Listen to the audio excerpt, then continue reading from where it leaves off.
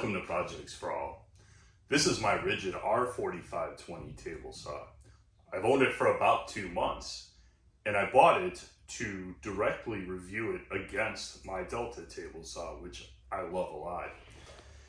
These are your only two options for a sub $1,000 large table saw, and I figured that would be a great comparison. However, this saw has a fatal flaw. At least this one does. And I'll show that to you, but let's do an overview of this. We'll check it out. We'll see what it does and how it does it, and then we'll get on to that. So let's check it out. We'll start in the front. Power switch, standard, on, off. The switch is a little strange. You either have to hold it until the saw is completely up to speed, or press it very hard and it'll start right away. You can almost feel it click. It has a loop on it, so you can put a padlock on it. So if you're gonna put this in a school or you have an orange cat at home you don't trust, you can lock this sucker down. The height adjust, this is down, this is up, has a locking knob that isn't captive. So if you let this get too loose, you could be cranking it in, nothing's happening. So this has to stay almost tight most of the time.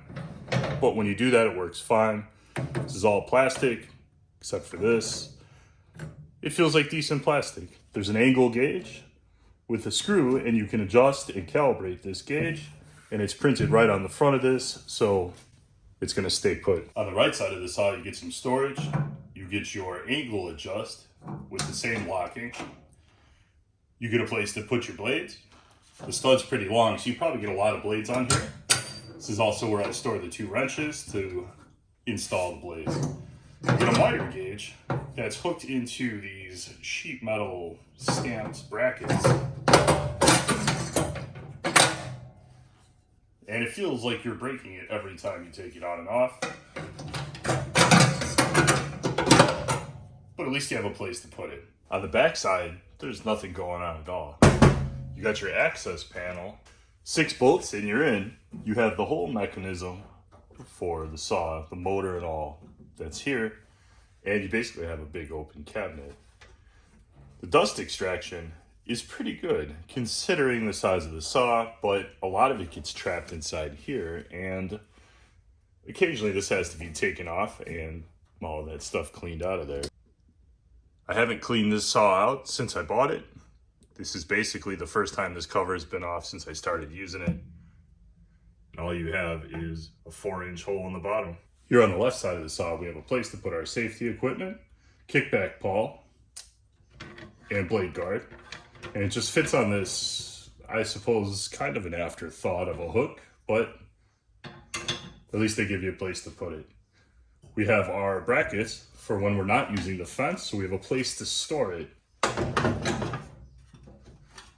which is super convenient because without this, you'd be putting the fence somewhere else, and when it falls over and gets dented, that would be no good at all. This saw does have wheels. You have 1 caster on this side and 2 fixed wheels that retract all at one time with a bracket that's underneath. So you step on the big pedal and it flips down all the wheels, and it's actually really easy to move, but it doesn't have a lot of ground clearance and the wheels aren't very big. So if you have big expansion joints in your garage, or a floor that's less than perfect, you're probably going to get stuck and have some issues. But it works good enough, and it's better than not having wheels at all. The little pedal drops it back down, and it's pretty secure. When it's sitting on the floor, it really doesn't want to move around at all. This is the factory throat plate for this saw. It has a little latch, plastic latch, that allows you to unlock it. Comes right off. It's supported 2 places on this side, 3 on this side, and 1 in the front. I don't know if you can see it from there, but there's a tab here too. The adjustment for making this flush with the tabletop is on the throat plate itself. It has little screws right on the throat plate. So instead of having screws on the tabs that lift it, you've got it on this, which is fine, and it works totally perfect. However, if you're going to do a 0 clearance, which I haven't purchased yet for this saw, it's going to be a little more complex because they have to put the screws and the adjustment on this instead of just making you a 0 clearance throat plate. Like all full-size table saws and very many job site saws, this saw can accept a full-size dado stack. To get the blade out, you flip this lever back here, and that gets your riving knife out. You get 2 wrenches, an open-ended and a closed-ended. The open-ended is for the flat spot behind the blade.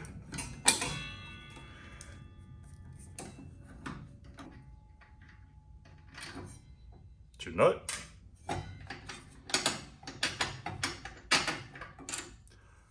Washer has flat spots on it because so does your arbor. So the washer stays stationary with the arbor blade. This is an 8-inch dado stack.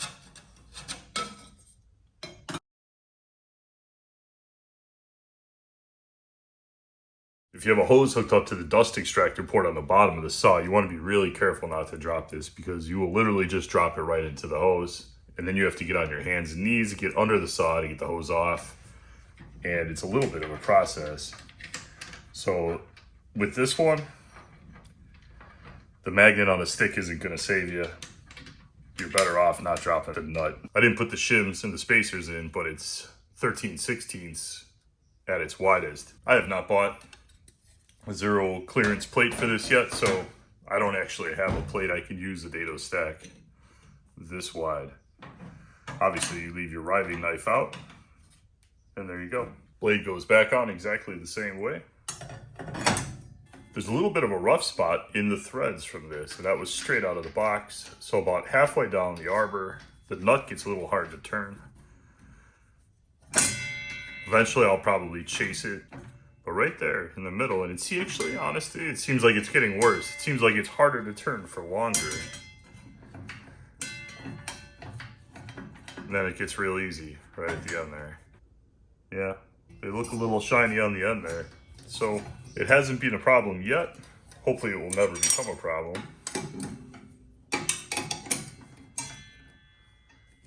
Blade tightens down exactly the same way.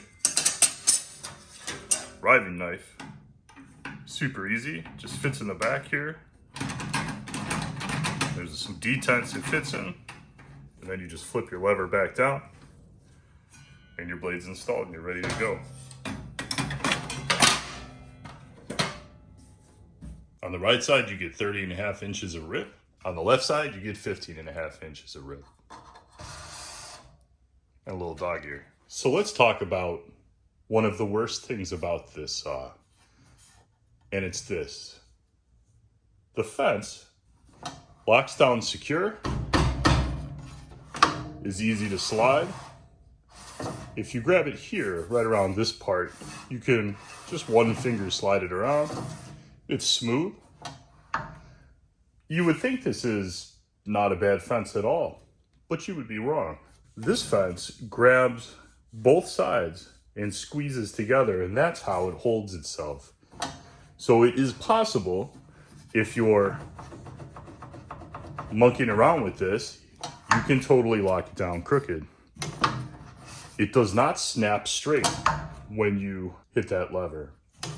It just locks itself in whatever position you have it in, so if you're pressing on it, you're not paying attention, it is very easy to lock this down crooked. When I move this lever, absolutely nothing here is happening. There's nothing to squeeze the bar in the front. All you're doing is pulling this rod that goes along here and actuating that little piece right there. So if the fence is crooked, when you hit that lever, it will just squeeze itself down and you're stuck with whatever you got. But we have an even deeper problem.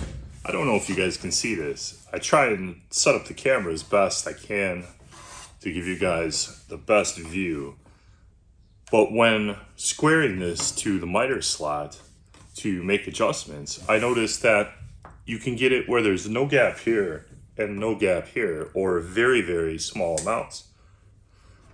And right in the middle here, there's a visible gap.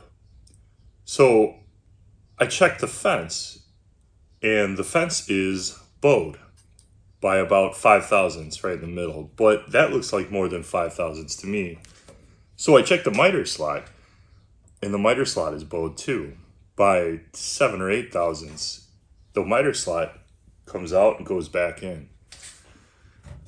So the miter slots aren't machined straight, and the fence isn't totally straight either. The fence goes like this. It's not a lot, but it's definitely something you should be aware of. And I noticed it because it's the one that you would use to line the fence up with the blade when you do your adjustments, when you first set up your saw. So I saw this right away. I get just a hair under 12 inches here, but in the middle, I'm about a 32nd short.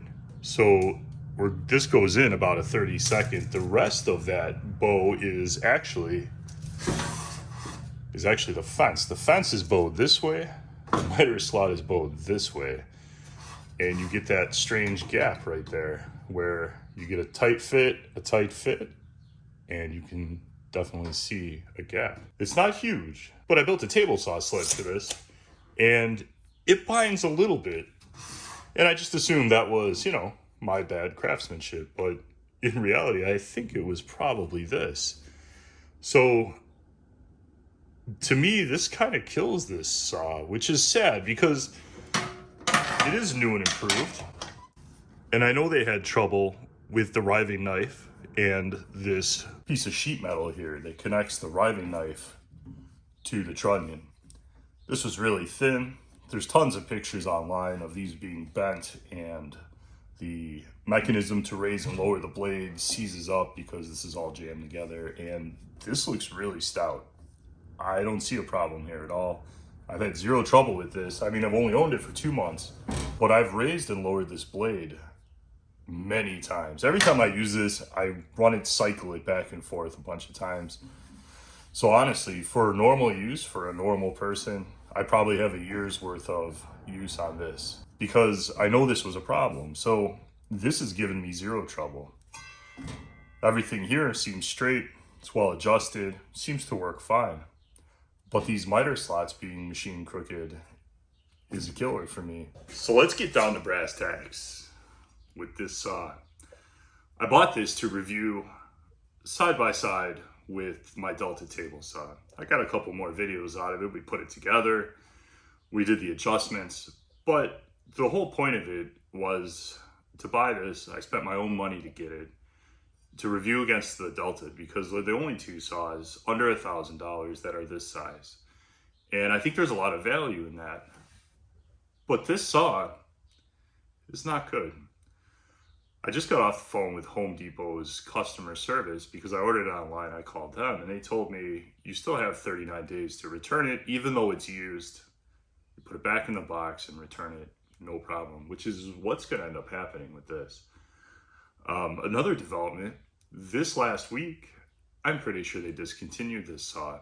So really, you can't buy it new. And they didn't go on clearance, so there was no indication that they were going to be gone. I only found out because I belong to the Facebook owners page for this, just to see what people say about it. And someone posted that they were going to buy it, and it's not on the website, and it isn't. It's gone from the website. So I don't think you can buy this.